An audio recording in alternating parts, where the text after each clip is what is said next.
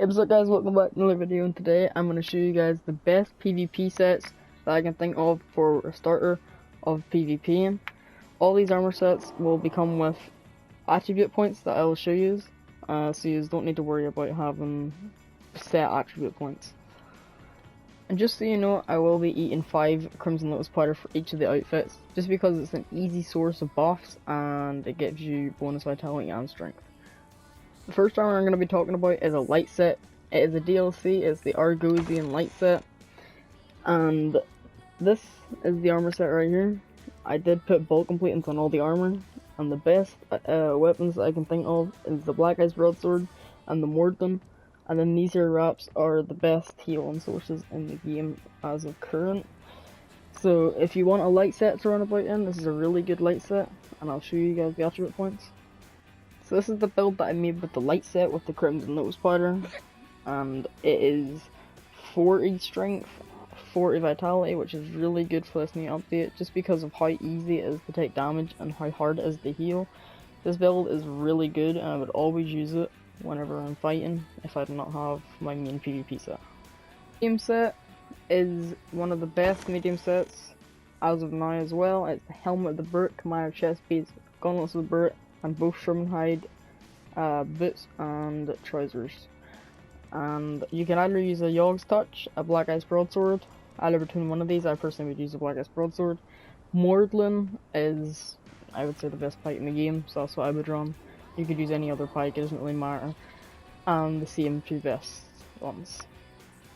Now the build that I made for the medium set comes with 40 strength, 40 vitality again.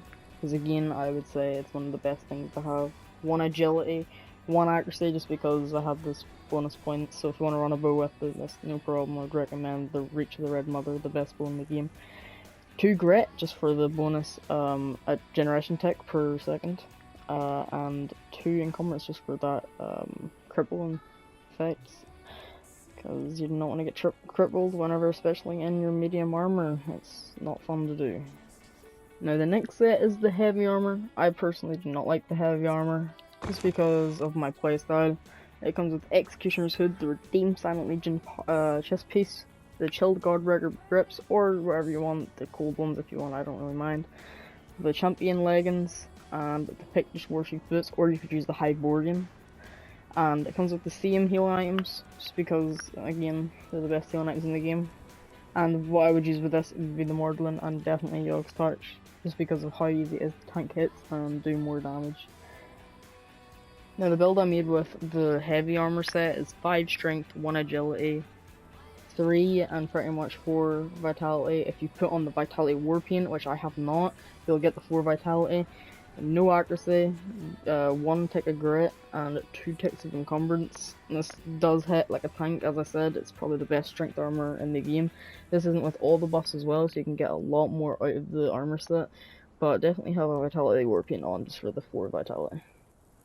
Now that final armor set that I'm going to show is the legendary armor set. I always have this in all of my servers. It's my favourite armor set to fight in. It's full legendary, and it does take a while to grind up. But it is the God Eye. If you kill the Red Mother, you might have a chance of getting it. War Dancer chest piece. If you go around Unnamed City killing the bosses, it might have a chance of dropping it. Again, very rare. The Kahari Overseer bracers. You have to do the Wine Cellar dungeon and get a scroll at the end. If you're lucky, it'll be the Kahari Overseer chests. And the next one is the Verminhide trousers and boots. These are at the White Bat in Unnamed City, so it's pretty much full Unnamed City build except from Kahari bracers, and it's a very, very strong kit.